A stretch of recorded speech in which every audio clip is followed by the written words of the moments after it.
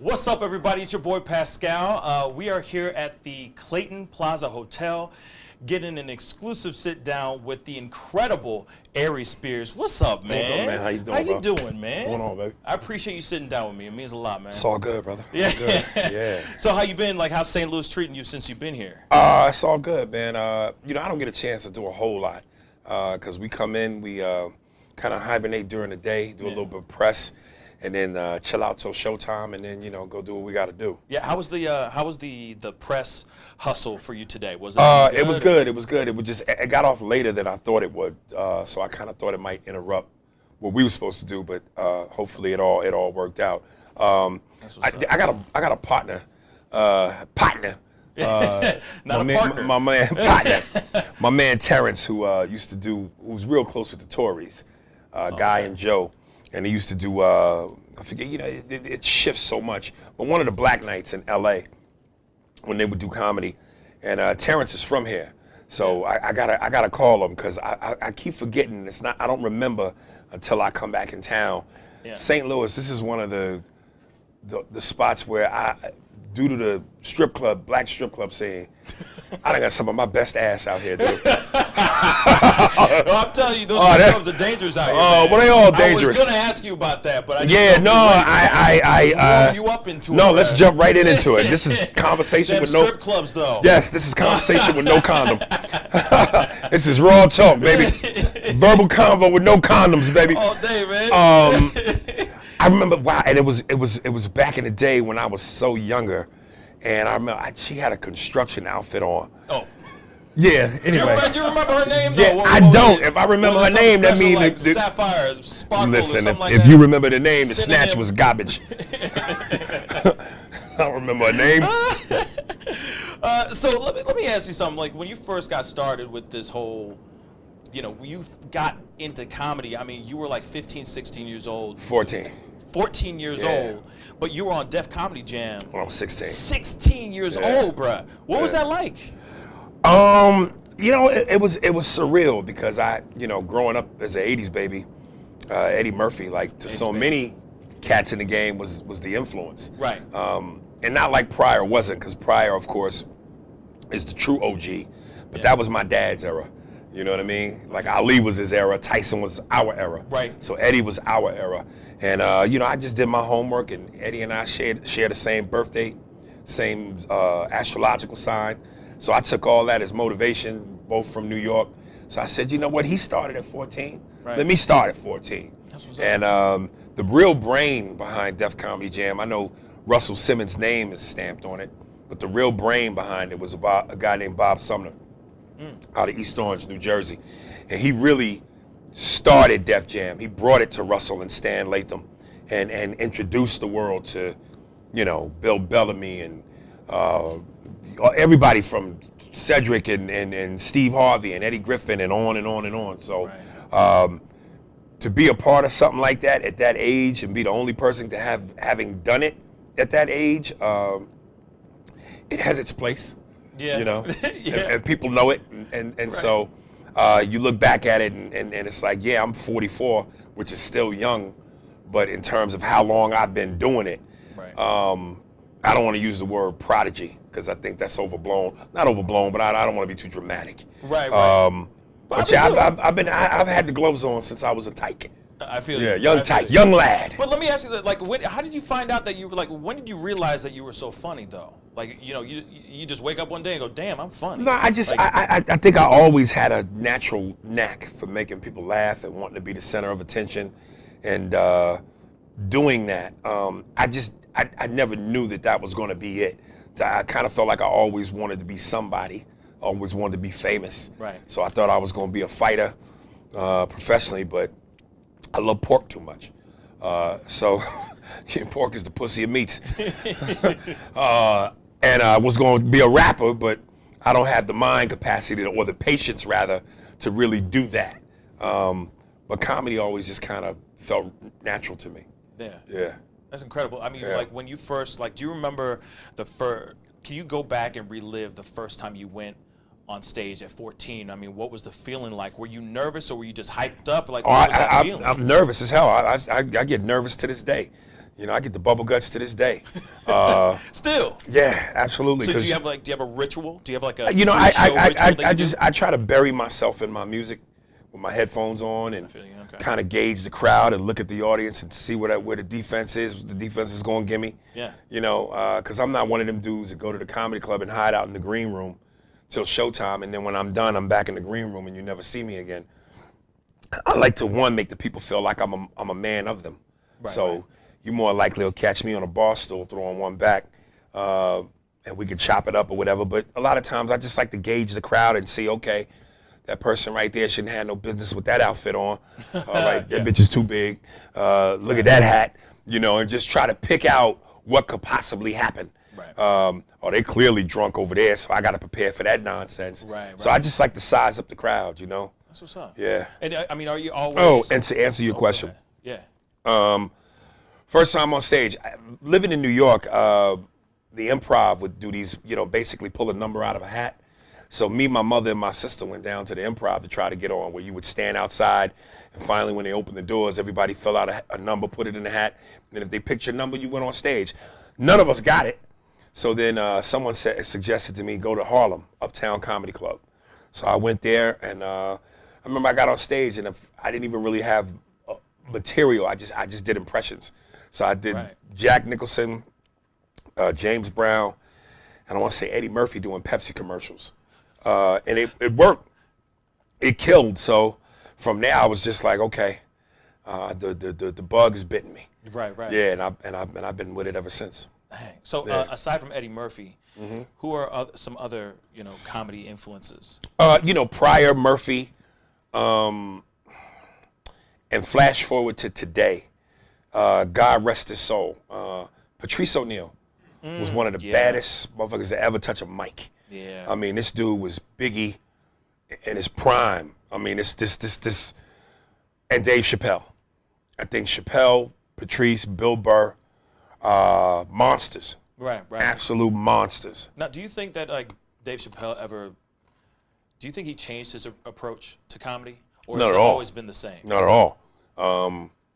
And I think that's also what makes those guys such greats. Oh, and again, Patrice, God rest his soul, but Dave doesn't waver in what he does. And comedy is so damn moist now. It's a real moist time, man. People are easily offended. PC culture is taking us hostage. Right. And I refuse. I'm like a Floridian. I stand my ground. You know what I mean? I refuse to change up. Because it's what feels best to me.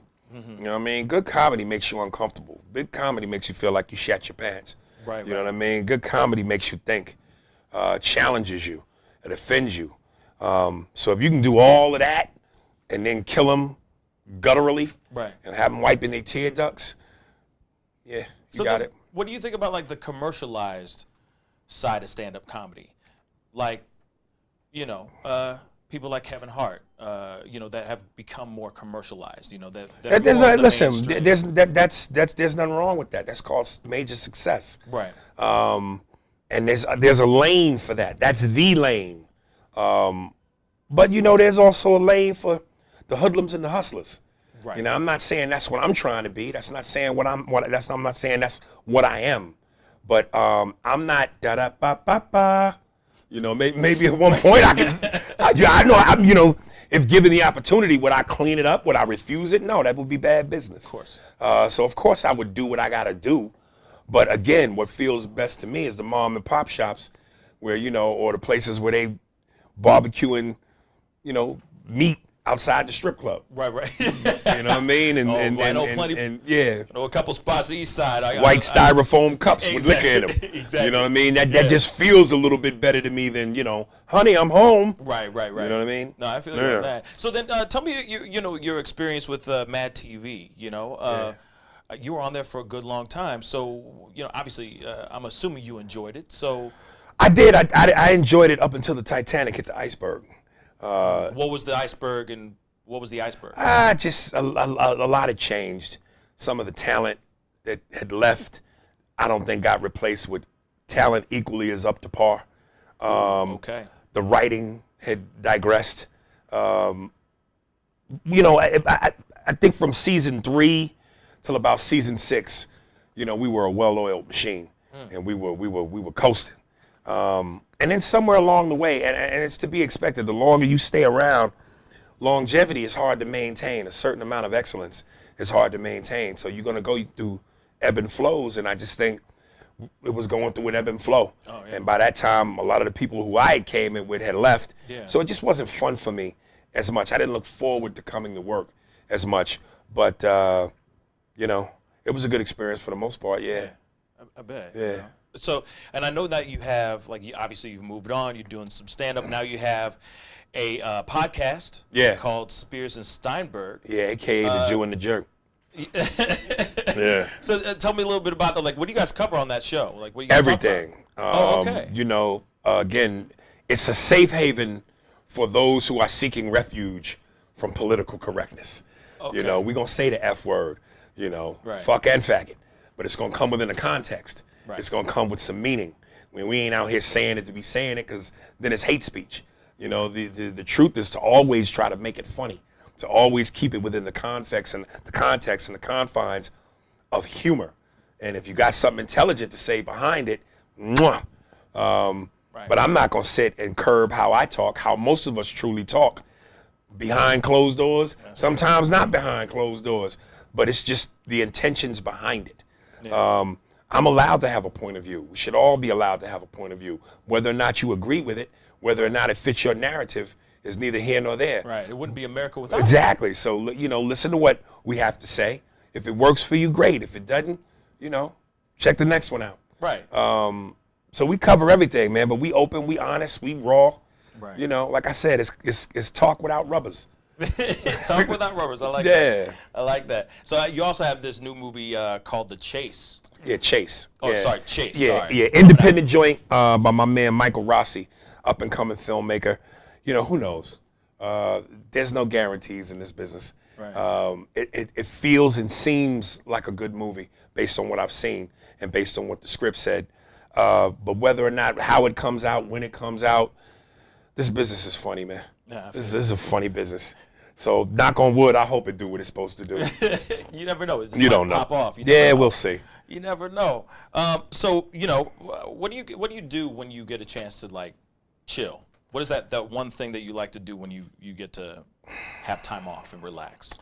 I fuck a lot. And play video games. So that's why I don't stress out too much. You know, hopefully with a lot of the shit that I ail from, I can continue to live another 10 years because I do a lot of things that help relieve stress. Or as the great Patrice would have said, help relieve evil. Right. You know, every now and then you got to jerk evil out. So I'm in a business and in a world where I'm constantly being made to I'm constantly being reminded to be made to feel like for some reason I'm either less than or I'm doing something wrong.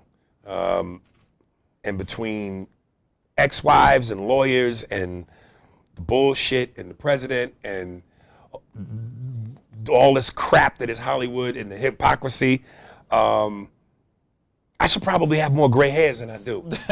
But like I say, I stay dipped in that snatch, man. Okay. It's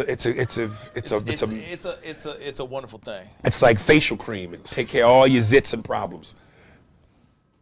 And literally, depending on where your face is, it's facial cream. Oh boy, we're getting it all right here. This condom-free talk feel good, don't it? Talk, yes. Yeah. Wow. In a minute, we both gonna have to go to the clinic.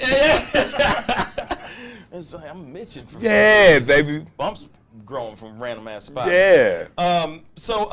Man, so you're here at the Helium Comedy Club till Sunday, right? Yes. Yes, Sunday. So Sunday. 2 shows tonight, Friday. 2 shows Saturday. Gone Sunday. Where you going off to after that? Where are we next? Andrew? He's the second half of the podcast. He's the Steinberg of the Steinberg. The Steinberg? My white Jewish friend that looks like Rick Rubin. Yeah, he'll pull it up in a minute. Is it Richmond, Virginia? Yeah, it's Richmond. Yeah, Richmond, Virginia. Okay, right on. Yeah. And it's another Helium? No, Funny Bone. Funny Bone. Yeah, Okay, so yeah. Funny Bone after that. Yeah. Well, I mean, I appreciate you sitting down with me. I know. Okay, I don't want to be annoying and be that person. Be that person. I'm gonna be that person. Uh-oh. You think that I could get maybe like 1 or 2 impressions? Depends on who it is, because I don't know if my voice is gonna be up to par. No, I got you. Who? Okay. How about this? Jay-Z asking a neighbor for a cup of sugar. Give me something a little bit more raw. Okay, more raw. DMX. DMX. Shoot, same thing. Asking for a cup of sugar. Asking for a cup of sugar. All right. Hey, yo, dog. I didn't mean to just break in, but I needed some sugar. You know what I mean? I know your door was locked, but I needed the sugar. So with the crowbar and the hammer, I'm here. Yo, let me get the sugar. No, I don't mean that kind of sugar. Not the kind with cake. Not the kind you bake. The kind you sell. Yeah. Because when I need that sugar in the morning, before the yawning, when the shit get real, I bring the stale. Everybody know what it is. Yeah. Thank you. You put me on the spot, man. Oh man, I'm sorry. Okay, one more. Okay, all right. Let's see. Help me out, Smoogie. Biggie Smalls doing what? No, but I don't really do big. I do big. I My do. bad. No, I do big, but I don't do big. You know, I make it more of a caricature based off what we know. Baby. Yeah. But I don't do big enough justice to say it's an accurate big. So then what? So what's your go-to? I'll tell you what. Because I rarely do this one. He rarely does this one. Paul Mooney. Oh snap! Here we go. Okay. Paul Mooney. Then don't even rather than give me a scenario, give me a question or two. Okay.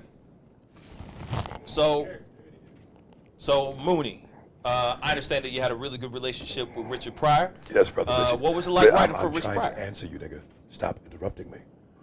Richard was a genius, brother. Richard was a genius. People think I wrote for Richard. I did not write for Richard. Richard wrote for himself. I guided Richard. Richard was a genius. Richard didn't need no help. Don't let these white folks fool you into thinking that me and Richard were bedfellows. That's what white people do. They think they're slick. We know the games, nigga. We know the games.